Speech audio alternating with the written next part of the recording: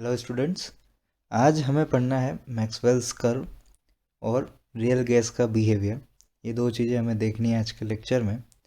Chapter अपने ending की तरफ है और रियल गैस में एंट्री आज के लेक्चर में हमारी हो जाएगी।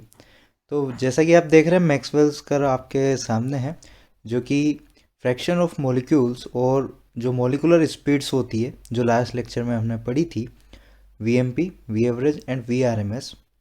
वी एम पी होता था मोस्ट प्रोबेबल स्पीड, ये होता था वी एवरेज आपका एवरेज स्पीड, और ये होती थी रूट मीन स्क्वायर आपके स्पीड। ठीक है, तो स्पीड्स और जो फ्रैक्शन ऑफ मॉलिक्यूल्स है उनके बीच में ये आपका मैक्सवेल्स का कर्व होता है, मैक्सवेल का कर्व होता है। अब देखिए ये कर्व बताएगा क्या हमें। ये आपको फ्रैक्शन ऑफ मॉलिक्यूल्स बता रहा है सबसे पहले तो कि पर्टिकुलर फ्रैक्शन ने कौन कौन सी वेलोसिटीज़ या स्पीड्स अटेंड करी हुई है ना। लाइक जैसे मोस्ट प्रोबेबल स्पीड, जो कि हम कहते हैं कि ज़्यादातर जो फ्रैक्शन होता है मॉलिक्यूल्स का वो ये वाली स्पीड गेन करती है। तो देखिए इसका पिक सबसे ऊपर है, ठीक है। इसके बाद है फिर वी एवरेज एंड देन है आपके V R M S. Okay, तो इसका ये मतलब है कि V R M S attain करने वाले जो आपके मॉलिक्यूल्स का फ्रैक्शन है वो तो कम है थोड़ा, उससे ज़्यादा एवरेज का है, और सबसे ज़्यादा किसका होता है, वी एम पी का। फ्रैक्शन वाइज पीक वाइज देखें अगर तो, ठीक है, मैक्सिमम फ्रैक्शन का पीक देखें तो। अच्छा, इस कर्व का एरिया भी कुछ देगा। ये जो पूरा एरिया है जो आपको लाइन से बता रखा है, रेड लाइन से शेडेड एरिया जिसे कहते हैं, ये भी कुछ बता रहा है, ठीक है। इसका एरिया देता है हमें नंबर ऑफ मॉलिक्यूल्स, ठीक है, नंबर ऑफ मॉलिक्यूल्स देता है इसका एरिया हमें। ये सारा है लिखा हुआ नेक्स्ट स्लाइड में, डोंट वरी।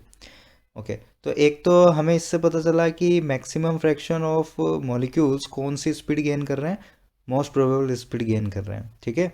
उसके बाद average speed, then V R M S speed gain कर रहे हैं। ओके, चलिए, और इसका एरिया क्या दे रहा है हमें, इसका एरिया हमें दे रहा है नंबर ऑफ मॉलिक्यूल्स। क्लियर, चलिए, तो ये नोट कर लीजिए। The total area under the curve represent total number of molecules. Okay, ये टोटल नंबर है, नो नहीं है। The shaded area between v1 and v2 represents number of molecules travelling between speeds v1 and v2। ये जो v1 and v2 आपके दो speeds show करी हुई है, ठीक है, इन दोनों के बीच में आपके स्पीड्स अटेंड कर रहे हैं आपके जो भी मॉलिक्यूल्स हैं इसके अंदर।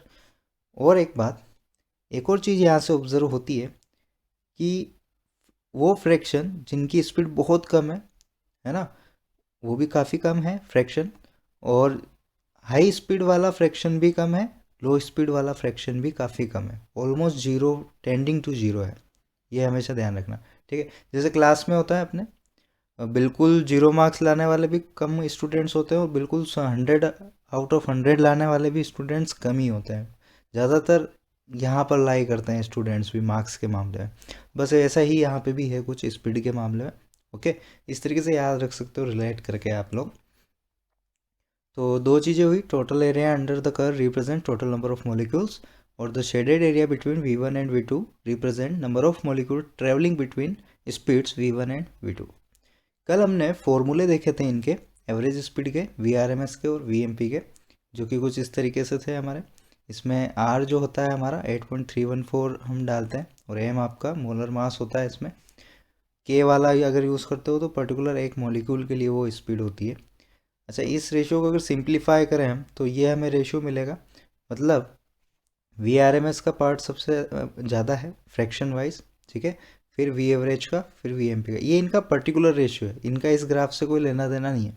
ओके, ये वैल्यू वाइज है कि वी एम पी से ज़्यादा वी एवरेज होती है, वी एवरेज से ज़्यादा वी आर एम एस होती है स्पीड वाइज, ठीक है। तो हाई स्पीड कम गेन करने वाला, सबसे हाई स्पीड गेन करने वाला फ्रैक्शन थोड़ा कम है, एवरेज वाला थोड़ा ज़्यादा है, और मोस्ट प्रोबेबल स्पीड जो होती है वो मैक्सिमम फ्रैक्शन ऑफ मॉलिक्यूल्स की होती है, ठीक है। ये ग्राफ ये बताता है। क्लियर, चलिए नेक्स्ट, इसमें और कुछ वेरिएशंस भी होते हैं। जैसे जैसे हम टेम्परेचर इंक्रीज करते हैं, ये आपका T1 है, ये T2 है, ये T3 है, और ये T4 है। ये T1, ये T2, ये T3 एंड ये T4। जैसे जैसे हमने टेम्परेचर इंक्रीज किया, एक्सपेरिमेंटली हमने पाया कि ग्राफ जो है फ्लैट होता जाता है थोड़ा, ठीक है, उसका पीक डाउन होता जाता है, और ग्राफ क्या होता जाता है, थोड़ा फ्लैट होता जाता है, फैलता जाता है। ओके, तो टेम्परेचर जैसे जैसे बढ़ाया, देख रहे हैं आप कि ग्राफ फ्लैट हो गया है काफ़ी, लेकिन एक चीज़ ध्यान रखना, जो फ्रैक्शन होता है वो चेंज नहीं होता है। ग्राफ चाहे जितना भी फ्लैट हो जाए, जो फ्रैक्शन होगा, ओवरऑल फ्रैक्शन जो आएगा वो कभी भी चेंज नहीं आएगा आपका। ठीक है, चलिए। और एक और चीज़ यहाँ पर जो हमें दिख रहा है, एक तो हमने देख लिया कि टी इंक्रीज हुआ तो आपके ग्राफ फ्लैट हुआ। दूसरा क्या हुआ, as T increases more number of molecules travel at higher speeds. देखिए यहाँ पे पहले ये आपका नैरो था, पीक काफ़ी कम फ्रैक्शन आ रहा था इसके अंदर, थोड़ा और ये वाइड हुआ तो थोड़ा ज़्यादा फ्रैक्शन आया मैक्सिमम स्पीड के लिए, फिर और वाइड हुआ और फिर लास्ट में तो और वाइड हो गया, और टेम्परेचर बढ़ा होगा तो और ज़्यादा वाइड हो जाएगा। यानी ज़्यादा से ज़्यादा आपके जो मॉलिक्यूल्स होंगे वो हायर स्पीड अटेंड करेंगे। जैसा कि हम यहाँ देख रहे थे कि हायर स्पीड कम फ्रैक्शन ही था जो अटेंड कर रहे थे, या फिर ये सबसे हायर होती तो देखिए इसमें तो और भी कम था। लेकिन जैसे जैसे फ्लैट होता जाता है, ये वाइड होता जाता है, और आपके जो मॉलिक्यूल्स हैं काइनेटिक एनर्जी ज़्यादा गेन करते हैं टेम्परेचर इंक्रीज होने की वजह से। ओके, तो more number of molecules travel at higher speed, जैसे जैसे आपका टेम्परेचर इंक्रीज होता है। ये स्टेटमेंट वाइज पूछ लिया जाता है मैक्सवेल कर्व, बाकी इसका कोई क्वेश्चन बनता नहीं है एक्सेप्ट आपके स्टेटमेंट के अलावा। ठीक है, तो ये दो बातें निकली इसके वेरिएशंस में से। ओके, तो ओवरऑल आपके मैक्सवेल कर्व में हमने जो सीखा है वो है, एक तो आपका जो ये कर्व है इसका जो एरिया है वो टोटल नंबर ऑफ मॉलिक्यूल्स बताता है। ठीक है, और जो पीक होता है वो वीएमपी वाला होता है।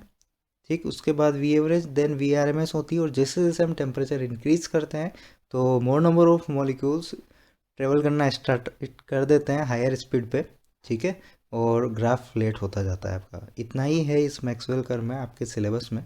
ओके, चलिए नेक्स्ट हम आते हैं रियल गैसेस पे। यहाँ तक इसके पहले की स्लाइड तक था आपके आइडियल गैसेस का।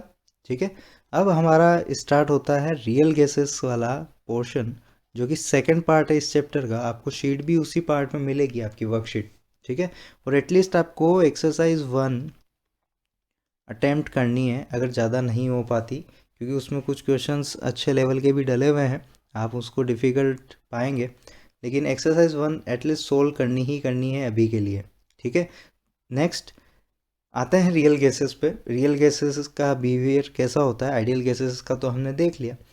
अब देखिए आइडियल गैस में जो जो दो मेजर हमने अजम्पशंस माने थे वो क्या थे, जो आपका मॉलिक्यूल्स का वॉल्यूम होता है वो कंटेनर के वॉल्यूम से काफ़ी कम होता है, नेग्लिजिबल, ऑलमोस्ट नेग्लिजिबल होता है। जैसे ये कंटेनर है तो जो आपके मॉलिक्यूल्स होते थे आइडियल गैस के, उनका कंपेरेटिव वॉल्यूम बहुत कम होता है, नेग्लिजिबल होता है। तो हम जो वॉल्यूम ऑफ कंटेनर होते हैं वही वॉल्यूम ऑफ गैस भी मान लेते हैं, क्योंकि फ्रीली अवेलेबल एरिया ये पूरा मिल जाता है हमें।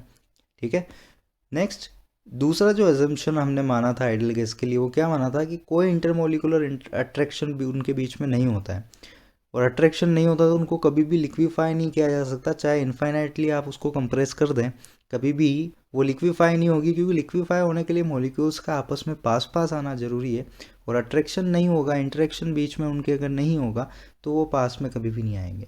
ठीक है, चाहे आप इन्फाइनाइट कंप्रेस कर दें उसको। ओके, तो ये दो अजम्पशंस हमने आइडियल गैस के लिए माने थे, जो कि रियल गैसेस के लिए रॉन्ग हो जाते हैं। ठीक है, रियल गैस और आइडियल गैस के बिहेवियर में डेविएशन होता है। क्या होता है, डेविएशन होता है उनके ग्राफ में, दिखाऊंगा मैं अभी आपको। ठीक है, यानी ये जो दो मेजर अजम्पशंस थे वॉल्यूम और अट्रैक्शन फोर्सेस के, वो आपका गलत हो जाता है रियल गैस के लिए, और इसीलिए डिफरेंट हो जाती है आपके। ठीक, देखते हैं एक और टर्म आती है इसमें, कंप्रेसिबिलिटी एंड कंप्रेसिबिलिटी फैक्टर। ये दो टर्म्स इसमें आती है, कंप्रेसिबिलिटी एंड कंप्रेसिबिलिटी फैक्टर्स, जिससे हम रियल गैसेस को स्टडी करते हैं कि उनका बिहेवियर कैसा है। जैसा कि देखिए आप ग्राफ में देख रहे हैं यहाँ पर कि आइडियल गैस और रियल गैस के ग्राफ में, प्रेशर और वॉल्यूम के ग्राफ में थोड़ा डेविएशन है। ठीक है, इसको स्टडी करने के लिए हम क्या यूज़ करते हैं, कंप्रेसिबिलिटी फैक्टर जेड। ठीक है, ये हम स्टडी करते हैं इसके अंदर, और इसी के थ्रू रियल गैसेस का बिहेवियर हम बताएंगे आगे जाके। तो देखिए, a real gas can be studied through its compressibility. Compressibility is the ability of a gas to get compressed. ठीक है, जैसे ही हम कोई एक्सटर्नल प्रेशर लगाते हैं, ठीक है, तो कंप्रेस होने लगती है कोई गैस, इंटरमोलिकुलर अट्रैक्शन फोर्स उनके बढ़ने लगते हैं उसकी वजह से।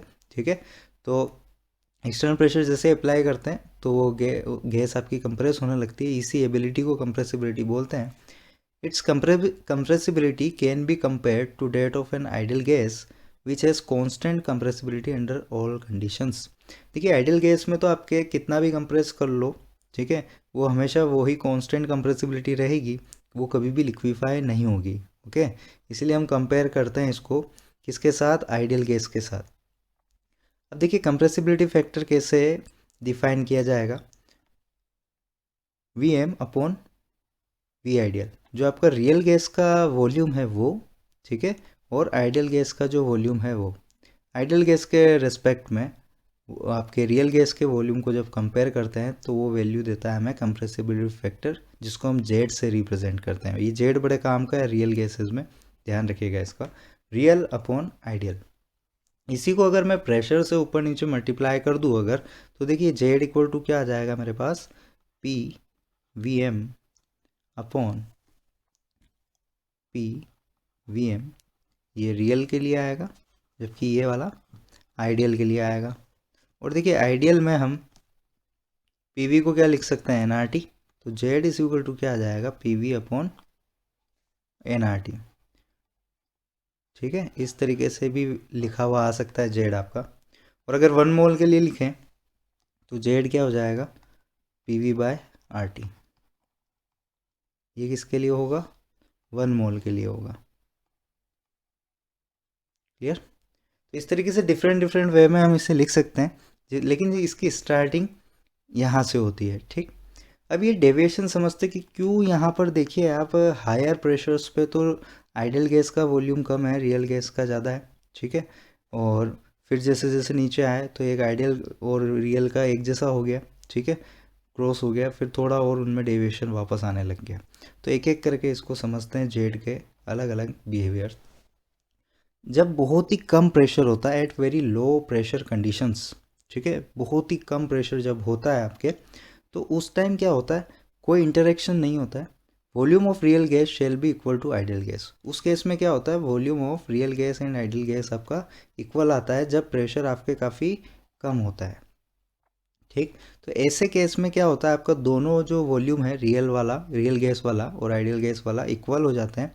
तो हमारे जब ये दोनों इक्वल हो जाएंगे तो इनका रेशियो क्या आएगा, 1। तो जेड इज इक्वल टू 1 किसके लिए होता है, आपके आइडियल कंडीशंस के लिए होता है, ध्यान रखिएगा। ठीक है, जेड इक्वल टू 1 जब जब आएगा तो गैस कैसे बिहेव करेगी, आइडियली बिहेव करेगी। क्लियर। और जब जब ये 1 से कम ज़्यादा आएगा उस केस में फिर वो रियल गैस की तरह बिहेव करेगी, या और क्या क्या हो सकता है वो सारे हमें केस देखने हैं। लेकिन जेड इक्वल टू 1 पे हमेशा क्या रहेगी, आइडियल गैस की तरह बिहेव करेगी। ओके, अब देखते हैं लो टू मॉडरेट में क्या होता है। लो टू मॉडरेट में क्या होता है, अट्रैक्टिव फोर्स डोमिनेट करने लगते हैं। जैसे जैसे आपने प्रेशर बढ़ाया गैस मॉलिक्यूल्स पास पास आए, और क्योंकि आपके रियल गैसेस में इंटरेक्टिव फोर्सेस अप्लाई होते हैं तो उसकी वजह से अट्रैक्टिव फोर्स डोमिनेट होंगे जैसे ही, तो एक्सटर्नल प्रेशर लगाते से ही तो पास पास आने लगेंगे गैस मॉलिक्यूल। ठीक है, तो गैस मॉलिक्यूल्स अगर पास पास आने लगेंगे तो वॉल्यूम कम हो जाएगा आपका।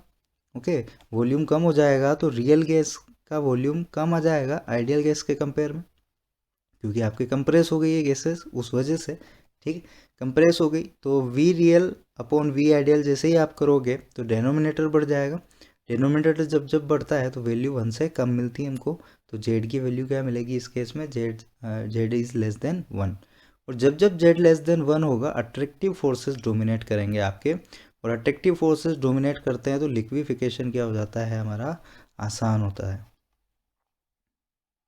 क्योंकि लिक्विफिकेशन कब होगा, जब आपके पास पास आएंगे मॉलिक्यूल्स, और पास पास कब आएंगे, जब अट्रैक्टिव फोर्सेस अच्छे हो, डोमिनेटिंग हो। ठीक है, तो जेड लेस देन 1 आपके लिक्विफिकेशन की कंडीशन है एक तरह से देखा जाए तो। ठीक है, चलिए और एक और यहाँ पर आपके variation of Z with P है, अलग अलग गैसेस के लिए अलग अलग पर्टिकुलर एक टेम्परेचर पे। ठीक है, देखिए यहाँ पे बहुत सारी गैसेस दी हुई है, हीलियम है, हाइड्रोजन है, नाइट्रोजन, ऑक्सीजन, मीथेन, सारी गैसेस है। इनका जेड और पी का ग्राफ बनाया गया है जो कि अलग अलग तरीके से आ रहा है। आप देख सकते हैं यहाँ पर ये जेड इक्वल टू 1 की लाइन है जो कि आइडियल गैस के लिए खींची गई है, और हीलियम और हाइड्रोजन इससे काफ़ी ऊपर है, काफ़ी ऊपर है, पॉजिटिव डेविएशन है। ये वाला पार्ट आपका जेड इज़ ग्रेटर देन 1 के लिए है, नीचे वाला part Z is less than 1 के लिए है। ठीक, देखिए आप यहाँ पे ये जितना नीचे जाएगी, जितना नीचे जाएगी उतना ही लिक्विफिकेशन इस गैस का आसान होगा, क्योंकि जेड इज़ लेस देन 1 किसके लिए आता है, अट्रैक्शन फोर्सेस जब डोमिनेट करते हैं, तो जितना यहाँ पर कम होगा ये उतना ही इजी होगा इसको लिक्विफाई करना। तो कभी ऐसे ग्राफ दे दिया जाए और पूछे कौन सी गैस इसमें से इजीली लिक्विफाई करने लायक है, तो जो सबसे नीचे होगी वो वाली होगी। ठीक है, इनका लिक्विफिकेशन ऑलमोस्ट इम्पॉसिबल कह सकते हैं या फिर डिफ़िकल्ट कह सकते हैं, काफ़ी डिफ़िकल्ट है। ठीक है, हीलियम और हाइड्रोजन का लिक्विफिकेशन। ठीक, अब देखिए इसमें और भी कुछ है, इस ग्राफ से और भी कुछ कंक्लूजन्स हमारे निकलते हैं कि देखो जब जब आपके प्रेशर मॉडरेट कंडीशन में था, है ना, प्रेशर जब जब मॉडरेट कंडीशन में था तो उस केस में कुछ गैसेस लिक्विफाई कंडीशन में आई, अट्रैक्टिव फोर्स उनमें डोमिनेट किए। ठीक, लेकिन जब प्रेशर बहुत ज़्यादा अब हमने बढ़ा दिया, ठीक है, तो वो सारी गैसेस जो लिक्विफिकेशन जिनका पॉसिबल था वो भी अब पॉजिटिव डेविएशन में चली गई, मतलब उनका लिक्विफिकेशन अब आसान नहीं रहा। ठीक है, हाई प्रेशर पे, मॉडरेट पे ठीक था। और हाइड्रोजन हीलियम का तो कभी भी नहीं आया, किसी भी प्रेशर पे ले लो चाहे। ठीक, और जब काफ़ी कम प्रेशर है, बहुत ही लो, तो ऑलमोस्ट आइडियल के करीब है वो उनका कर्व। ठीक, अब इनके कंक्लूजन्स देख लेते हैं। Stronger is the force of attraction, lower is the minima of gas. ठीक है, जितना ज़्यादा अट्रैक्शन फोर्स स्ट्रोंगर होगा, ये मिनिमा उतना ही नीचे आएगा आपका। ठीक है, for hydrogen and helium intermolecular force of attraction is very small due to their small size. इनका जो इंटरमोलिकुलर अट्रैक्शन फोर्स होता है काफ़ी कम होता है, क्योंकि इनकी साइज जो है बहुत ही कम होती है। क्लियर, तो ये कुछ कंक्लूजन्स इससे निकले। इससे आपने क्या सीखा, जितना ज़्यादा मिनिमा नीचे होगा उतना ही ज़्यादा इजी लिक्विफिकेशन होगा। ठीक है, इजी लिक्विफिकेशन, यानी लिक्विफिकेशन ओवरऑल आपका अट्रैक्शन फोर्सेस पे डिपेंड है। ये बात क्लियर? ठीक है, चलिए, तो हम कह सकते हैं कि जो दो कंडीशन पहले देखी हमने जेड के लिए, हाई प्रेशर पे जेड क्या आएगा, ग्रेटर देन 1 आएगा। अब ये क्यों होता है, देखिए होता क्या है, जब आपके इंटरमोलिकुलर अट्रैक्शन फोर्स लग रहे होते हैं आपस में, ठीक है, तो एक पर्टिकुलर प्रेशर तक तो आप इन्हें ला सकते हैं, वहाँ तक आपके अट्रैक्टिव फोर्सेस डोमिनेट करेंगे। लेकिन ज़्यादा ही प्रेशर लगा दिया और ज़्यादा करीब ये आ गए, ठीक है, तो फिर आपस में इनमें रिपल्शन भी होने लगता है, न्यूक्लियस न्यूक्लियस के बीच में, तो ये वापस फिर रिपल्सिव फोर्सेस डोमिनेट करने लग जाते हैं। तो जेड ग्रेटर देन 1 के लिए आपका क्या आएगा, रिपल्सिव फोर्सेस डोमिनेट। ठीक है, repulsive forces dominate. Z less than 1 पे अट्रैक्टिव फोर्सेस डोमिनेट। ठीक, lower is the temperature, lower will be the kinetic energy of a gas and it will be easier to liquefy or compress the gas. एक और फंडा भी है कि जितना कम temperature होगा उसकी काइनेटिक एनर्जी उतनी ही कम होगी, और काइनेटिक एनर्जी कम होगी तो वैसे ही आपके उसके पार्टिकल्स आसानी से कंप्रेस किए जा सकते हैं। ठीक है, there exist a characteristic temperature for every gas for which it almost behave ideally for a small range of pressures known as Boyle's temperature. एक डेफिनेशन आई है यहाँ पे आपके बॉयल्स टेम्परेचर की, जो हम आगे भी देखेंगे। ऐसे कई सारे टेम्परेचर आने वाले हैं आपके, 2-3 तरह के। बॉयल्स टेम्परेचर होता क्या है, इजीली बताऊँ, ये वो टेम्परेचर होता है जहाँ पे कोई भी गैस आइडियल गैस की तरह बिहेव करती है, ऑलमोस्ट बिहेव्स आइडियली। ठीक है, every gas almost behaves ideally at this temperature, boils temperature. ठीक है, चलिए, अब एक और रिलेशन यहाँ से हम निकाल सकते हैं। देखिए जेड इज इक्वल टू क्या है, P V by N R T, तो P V equal to Z N R T हो जाएगा आपका। देखिए जेड इज इक्वल टू क्या था, P V by N R T. ठीक है, अगर हम जेड को 1 ले लें, वेरी लो प्रेशर कंडीशन पे जो कि होता है हमारा, और टेम्परेचर हम कांस्टेंट कर दें, तो पी वी की पूरी वैल्यू कांस्टेंट आ जाएगी। जेड 1 है ना, मोल आपके मोल और टेम्परेचर जैसे ही कांस्टेंट किया तो पी वी की वैल्यू ऑलमोस्ट क्या आ गई, कांस्टेंट आ गई।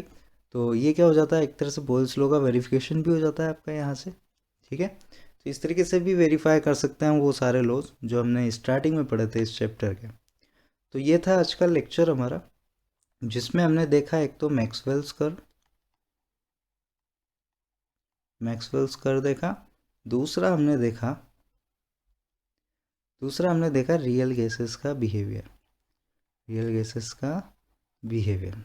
ठीक है, नेक्स्ट चैप्टर में नेक्स्ट लेक्चर में रियल गैस के पार्ट को आगे बढ़ाएंगे हम। ठीक है, तब तक के लिए थैंक यू।